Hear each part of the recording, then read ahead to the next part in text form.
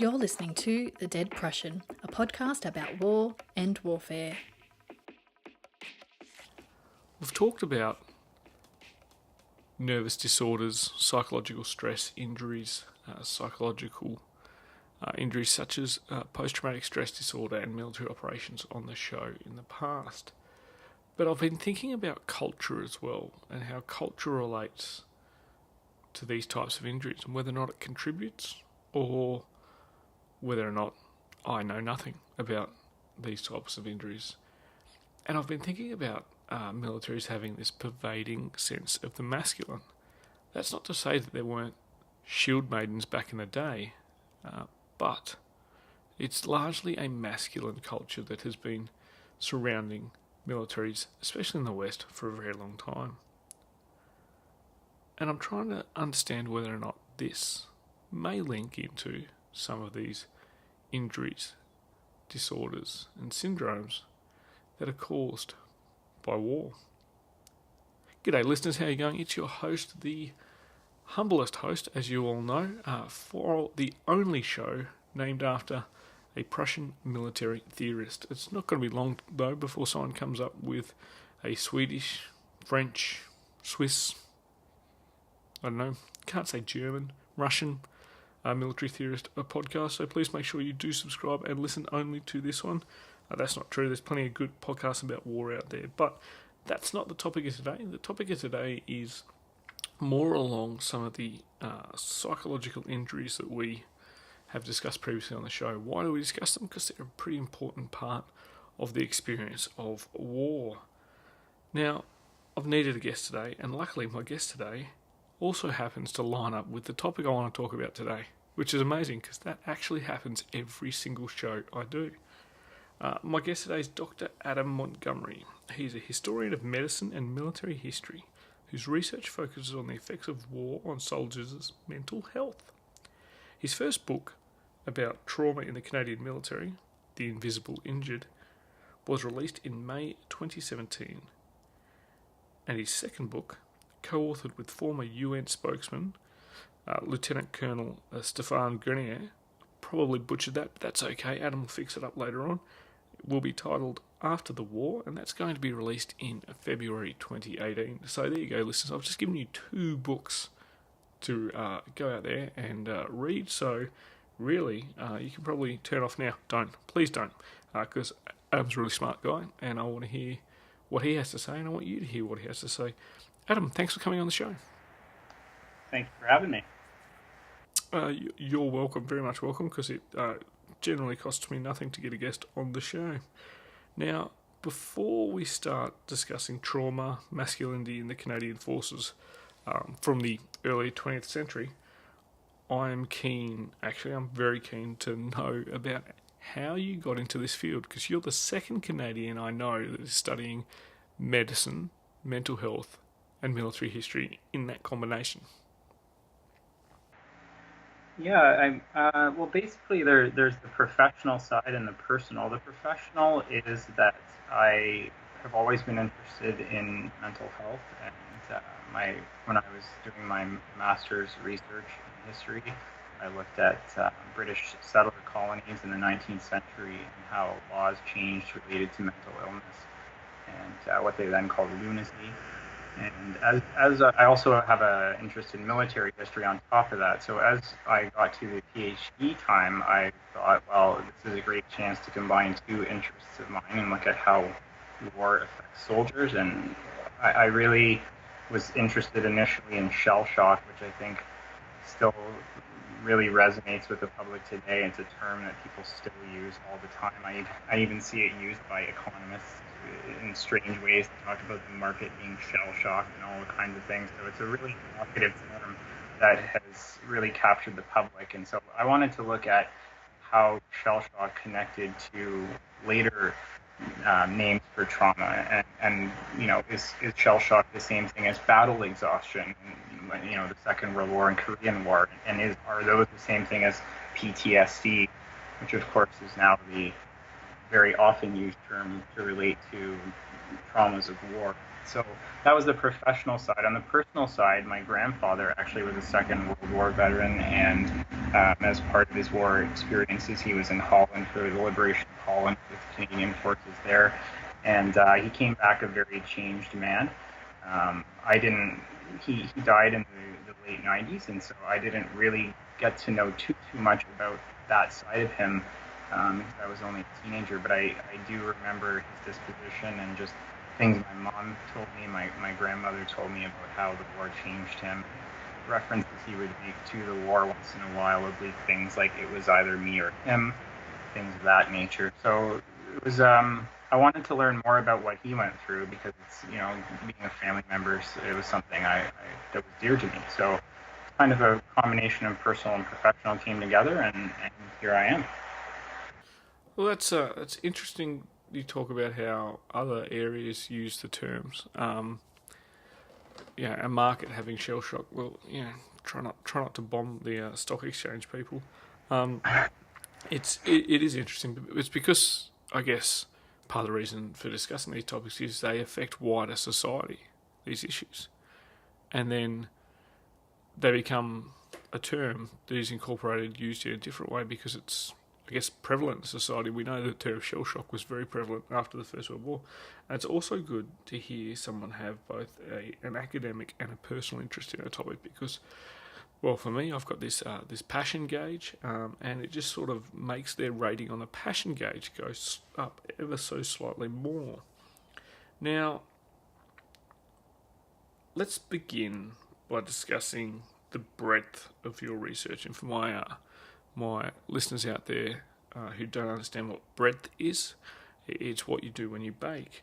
Now, you have covered trauma, perceptions of masculinity, and mental illness in the Canadian forces spanning over a century. Don't set yourself any small goals out there. In general, though, what have you found out? Well, I think what I've found out is that when it comes to mental health, mental illness, whatever you want to term it, in the military, particularly in the Canadian forces, it's been a sort of 2 steps forward, 1 step back kind of process throughout the past 100 years. There's been the myths and stigmas about traumas of war. We have more of an understanding of them today. Certainly soldiers have more of an understanding. The public has a pretty wide understanding as well. But a lot of the myths around it are still there. I just as one quick example, a few days ago I was speaking with someone and they said to me, well, what we were talking about my research, and they said, well, what about the fakers? What about the people faking it? What do you do about them? And I said, well, there's never really been, a lot of the evidence is anecdotal, but even amongst the experts, there's very little evidence that a lot of people choose to fake these injuries. Most people, I would think, have enough of a sense of dignity that they don't want to fake something so serious, not just because it's a serious illness, but because it also denigrates their comrades or friends who may be suffering with it for real. So, but this has been a consistent fear amongst the public and amongst the military themselves, going all the way back to the First World War. And obviously in the military, the term malingering, captures it well. Yeah. But this has always been a perception, even though there's never really been any evidence in any of these periods that you've had a mass amount of soldiers that have been choosing to fake conditions. So that connects into my finding on masculinity, which is that a lot of it connects to this idea of what it means to be a man and what it means to be a soldier. And that, again, we've always had to train soldiers to be tough, to be brave, to face difficulties and hardships and show a resilience in the face of these things. And that's obviously a very important thing to do if you want to have a proper fighting military. But on the other hand, what it has done is create a culture that in some cases doesn't want to accept vulnerability or weakness. And I hesitate to even use the word weakness because it's sometimes used pejoratively, but when people are seen as weak or are seen as faking or whatever you want to say by their comrades or by the public, they quickly become ostracized. And it's this sort of, and in the Canadian military, that over the past 100 years has had real consequences for things like pensions. Particularly after the First World War, and I know this is not unique to Canada. The literature on Britain, Australia, New Zealand, etc., also speaks to this.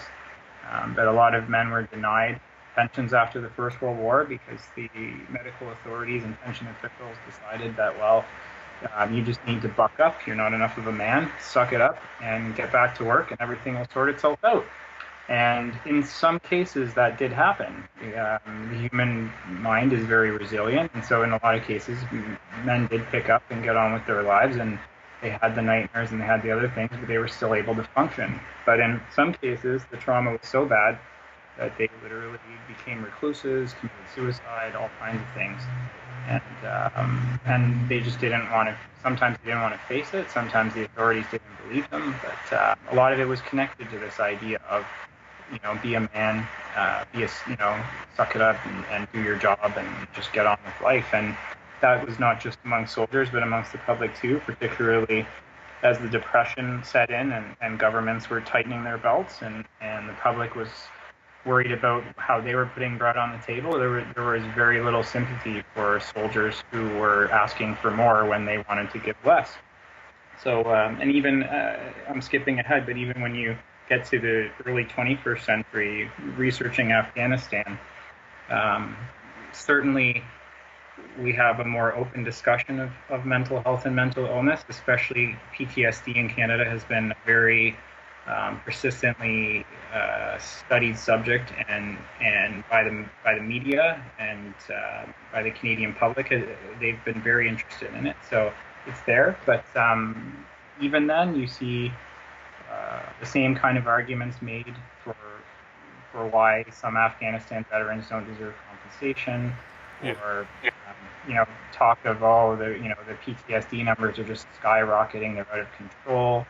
There's been some conservative columnists in Canada over the past 10 years that have said, one of them said, basically, I'm paraphrasing, but when PTSD is mowing down more troops than the Taliban, you've got a problem.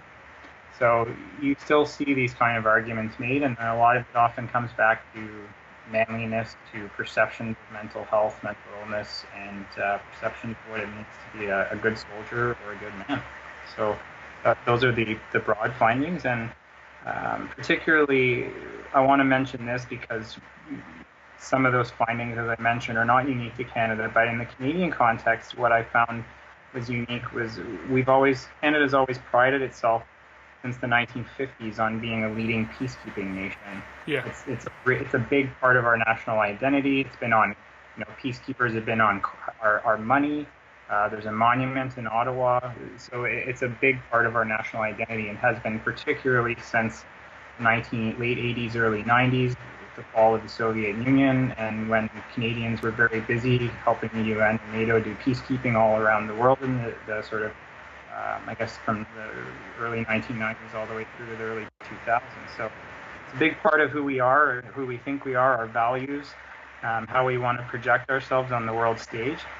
But in terms of the connection to PTSD, it was really peacekeeping rather than war that first brought the idea out to Canadians, because you have a big gap from the end of the Korean War, and I know Megan Fitzpatrick has talked about that, so I won't get too much into that. Yeah. But after the Korean War, until the fall of the Soviet Union, there's a big lull where trauma is not really discussed in Canadian military circles. Part of that is due to the fact that we weren't officially in any wars. Part of it was also because there was a general, coldness to the Cold War that meant a lot of Canadian soldiers weren't being put on the front lines and facing trauma on a daily basis. So there was this big lull, no discussion. Then the 90s come along. Canadian troops are peacekeeping all over the world, particularly in places like Rwanda and the Balkans. And what happens is you have a lot of soldiers coming back all of a sudden who are very sick, and the authorities couldn't quite figure out why. The military at first didn't know what was going on. The public, I think for the most part, didn't really believe that trauma could come from peacekeeping, so it just wasn't even really a discussion.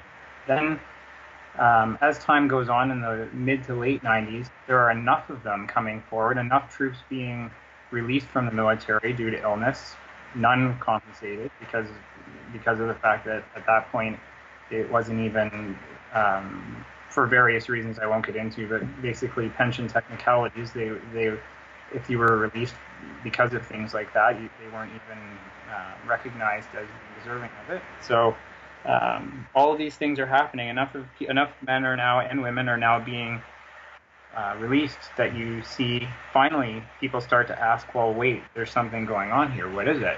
And it was actually in 1999, a colonel, he's now a brigadier, he retired as a brigadier general, his name's Joe Sharp. There was a board of inquiry, military board of inquiry conducted that was looking at whether or not Canadian soldiers had been exposed to contaminants and toxins in Croatia from 1993 to 95 while they were peacekeeping there. Now, the fact that they were first looking for physical causes for why so many soldiers were now coming back sick tells you how little knowledge there was about trauma out there at the time. So physical causes were the official investigation. As they started to look into things, interviewing soldiers, their families, looking at documents, looking at what went on overseas, Joe Sharp and some of his colleagues, some of the other board members, started saying, wait a second, some of these symptoms, nightmares, flashbacks, all kinds of things, and then some of the reported problems soldiers had engaged in after. So a lot of soldiers saying, I never drank before, now I drink all the time.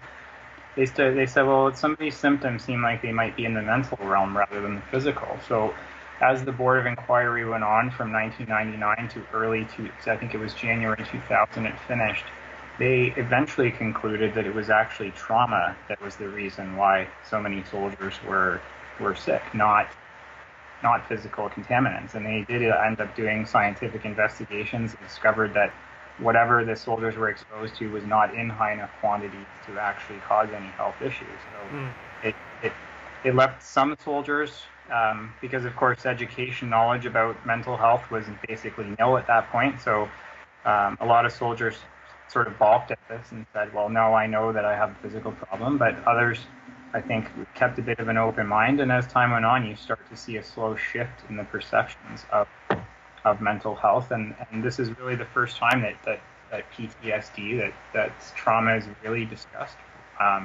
basically from the early 1950s.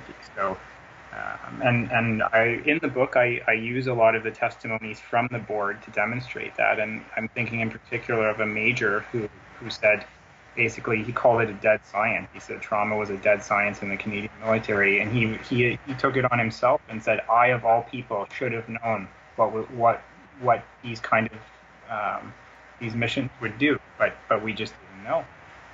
And so slowly in Canada, you start to see this acknowledgement that peacekeeping, although the classic peacekeeping is not as traumatic, and by classic I mean soldiers standing at a very well-defined zone of separation and handing out candy to children and those kinds of things, keeping warring parties from fighting with each other, and sort of generally having a I don't want to say relaxed, but a less stressful tour.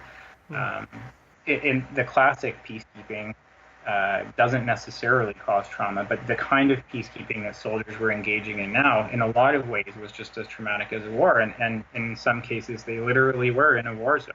So this really was a game changer, at least in Canada, for how people started to understand PTSD. It was one of the first big game changers for getting the Canadian military to accept that PTSD was real, and that soldiers affected by it. In a lot of cases, the soldiers giving testimonies before the Croatia Board of Inquiry had done 7, 8, 9 tours. So they could never be accused of being malingerers or of being improper soldiers or improper men. They had proven themselves. They had proven that they were capable people. So this really caused people to look a lot deeper into it. And then, of course, shortly after,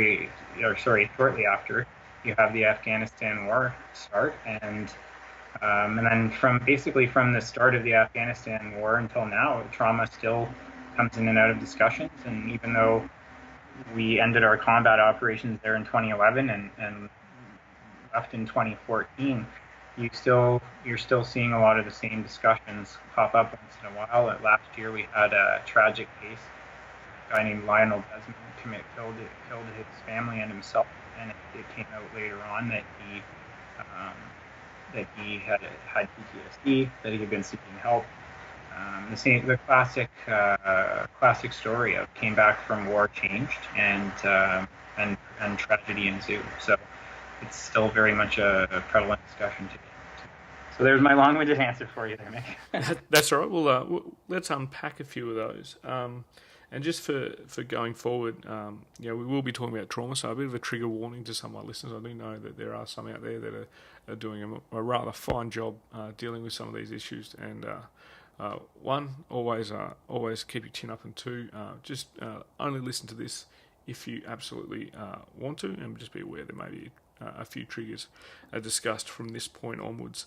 I did like the points of view you raised about people considering different perceptions of whether or not people were faking or whether it was enough to cause trauma. What I think is a big misconception out there is a lot of people in society don't realise that trauma is relative to the person. It's not. Someone is not traumatised by what you think they should be traumatised by. They're traumatised by what psychologically affects them. And hopefully we can get into some of the areas that may influence this, because I've crafted my questions very, very, very carefully. So a few of the things we have pulled out I want to discuss, and mainly I want to talk about a little bit more about those myths and stigmas surrounding mental illness in the Canadian military during this period. Let's talk about the persistency of those. You talked about a time period where it was a forgotten science. So is that what contributed to these myths being persistent? Yeah, that's a good question. Actually, I've never been asked that one, so congrats on the originality. That's I think persistence.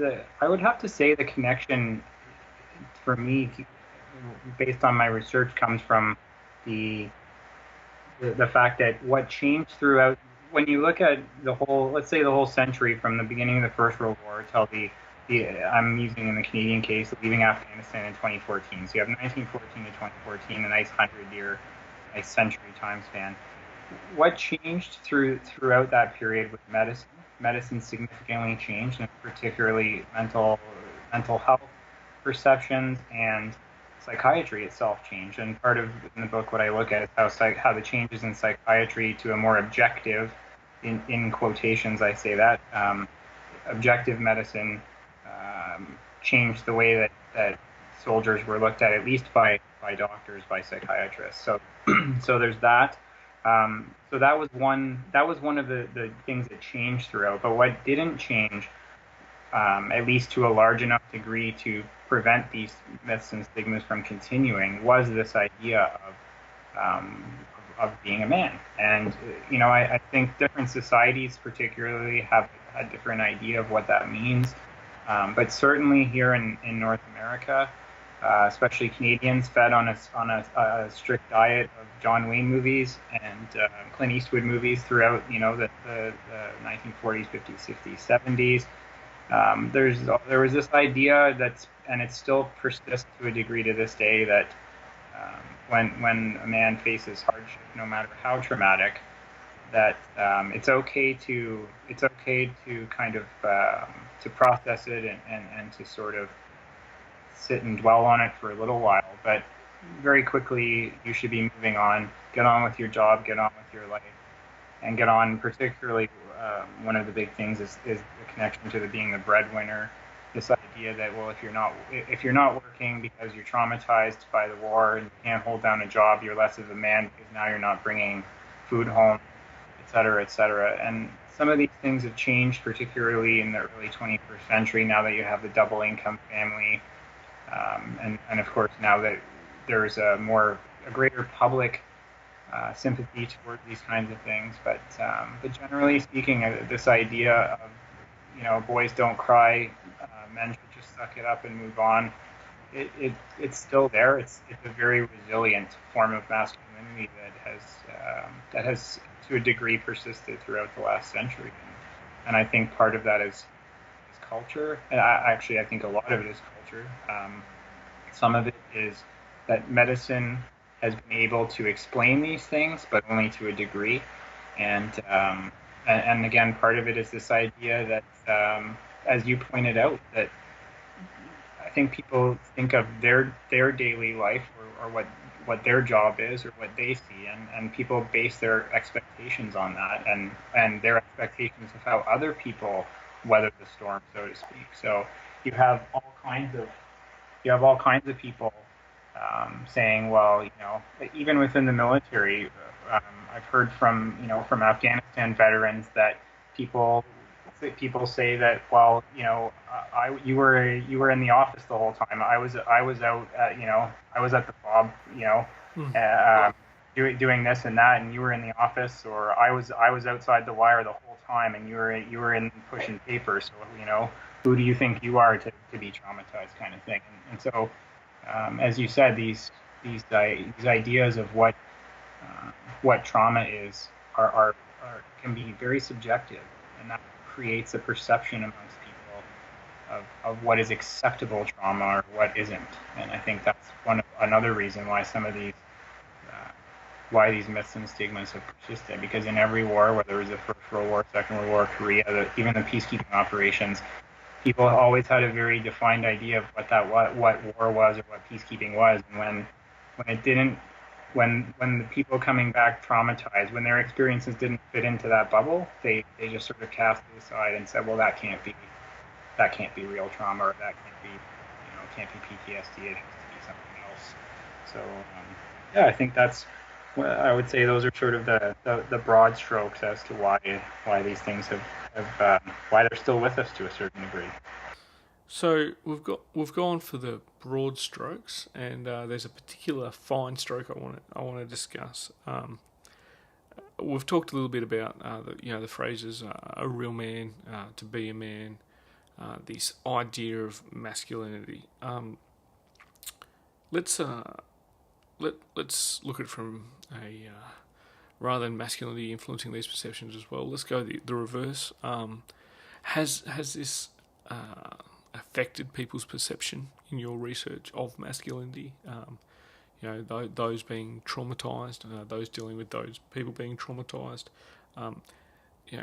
This seems to be linked to masculinity some way, I guess is what I'm trying to say. It's either that the perceptions of masculinity influence someone's perceptions of trauma, and then I'm assuming dealing with the trauma, suffering from the trauma, also then subsequently affects someone else's impression of masculinity. Again, it's kind of like a circle or a reciprocal arrangement. Can you tell us a little bit more about how masculinity is tied to this, if it is tied to this at all? Your research might show that it's not.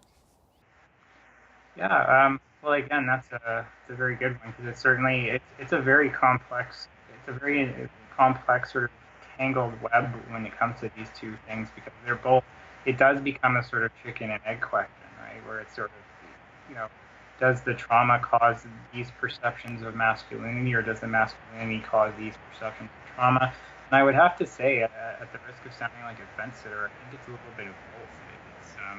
It's certainly in the earlier period, like the First World War and after. I mean, you have a society that is very, very different than ours today, right? So much has changed in the last 100 years.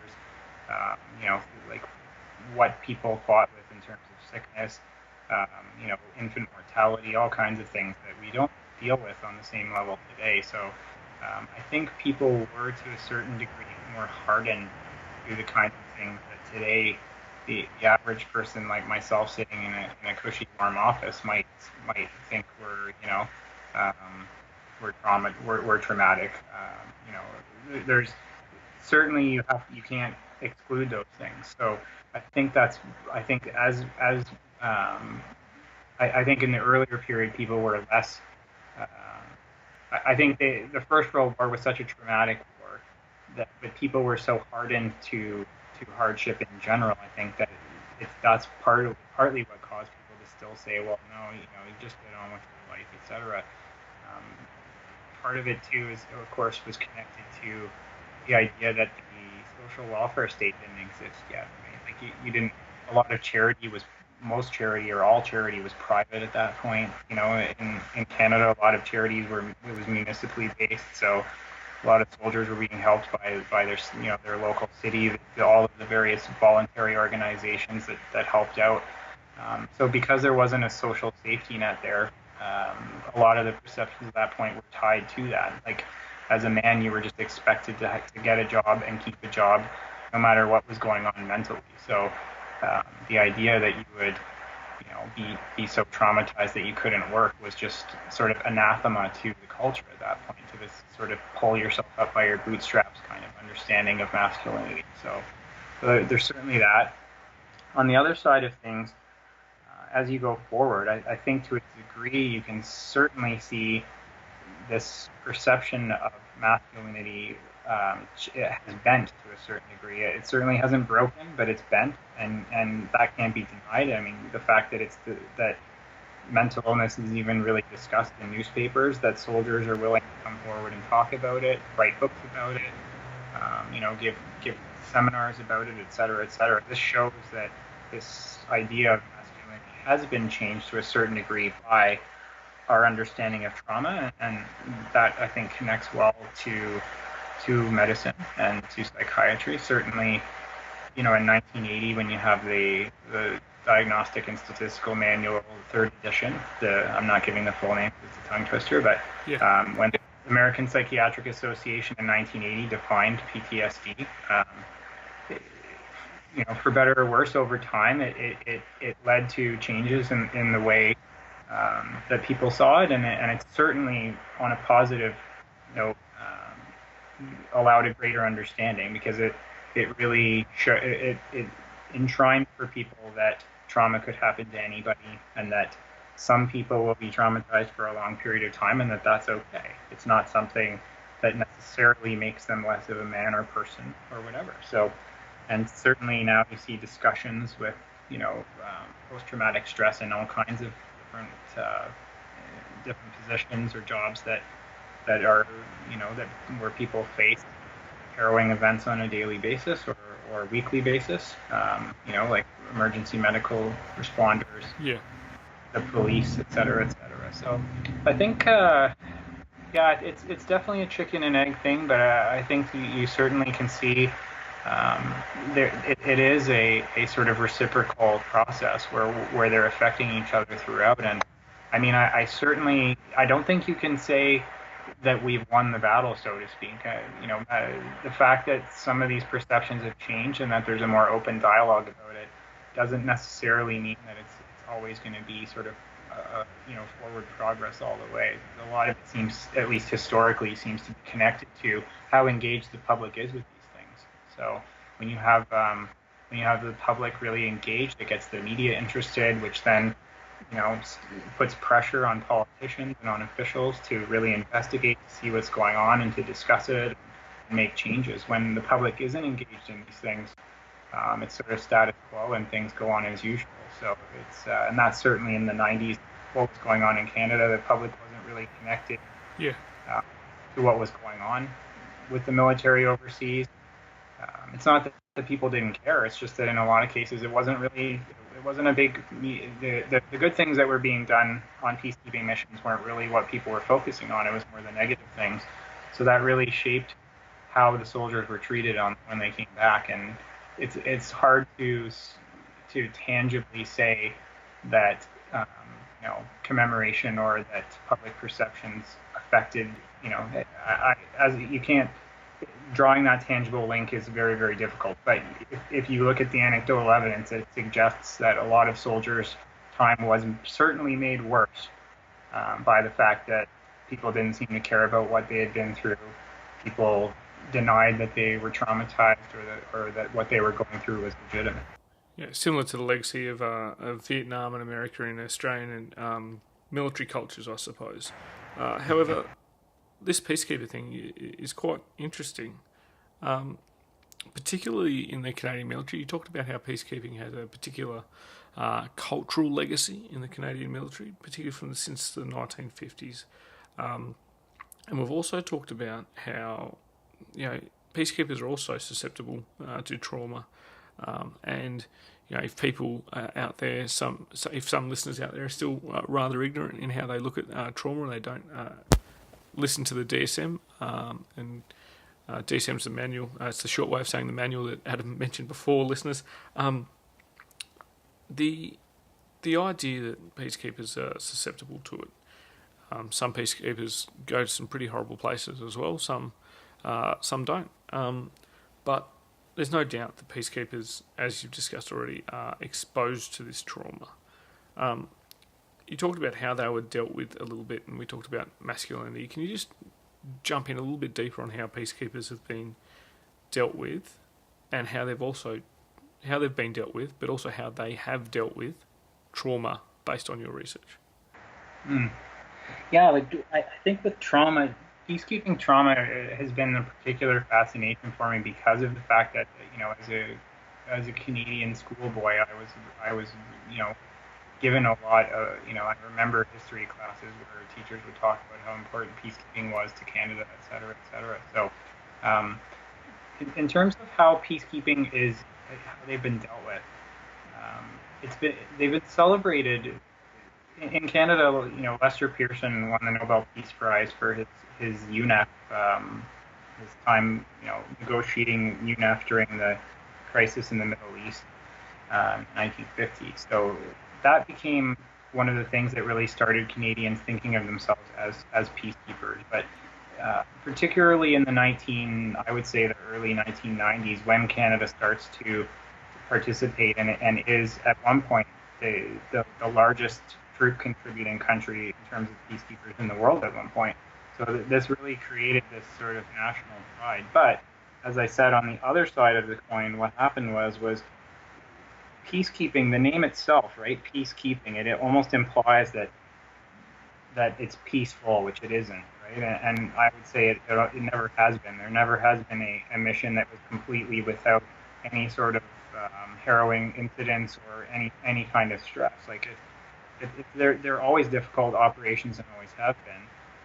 But because the perception of them was this classic model of peacekeeping where, as I mentioned earlier, you have troops like Cyprus was often seen as in the Canadian military, Cyprus was seen as the benchmark, and a lot of soldiers saw it as sort of they joked that it was a Club Med vacation, some of them, where you would just go and it's a balmy climate. And, there's been some small incidents over the years, but generally speaking, you just go and you drink and you have fun and whatever. So this was the perception that the public and a lot of the soldiers had. And then when we went to places like the Balkans and to Rwanda in the 90s and Somalia, suddenly what they were seeing just didn't fit with the perceptions they had going in. And again, you see in the testimonies a lot of soldiers talking about this, saying, we thought it was going to be like Cyprus, and we went over there, and the first thing I heard was the sound of artillery as our plane was landing, and this was a shock to them, and it was a shock to the public, and that really affected how peacekeepers were seen. And as I mentioned earlier, it wasn't until people started to understand that peacekeeping wasn't the same as what they thought it was, that soldiers started to really kind of get the recognition that they deserved. And there's been there's a culture still within us.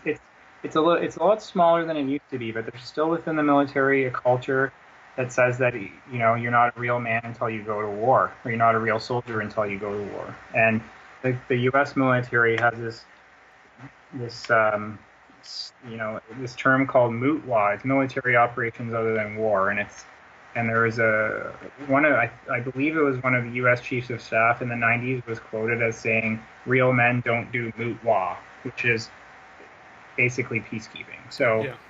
that has also shaped this understanding amongst soldiers that while I was in Afghanistan, you were in Cyprus standing there, handing candy to children. What do you know about trauma? So, and again, that is more of a military thing. The public doesn't really, in terms of that, I would doubt very few people within the public know that term or what it means. But it's certainly been a big shaper in NATO in terms of the way NATO countries have seen war. Largely, of course, because the U.S. tends to be the leader in these things and the biggest troop contributing country in a lot of these missions.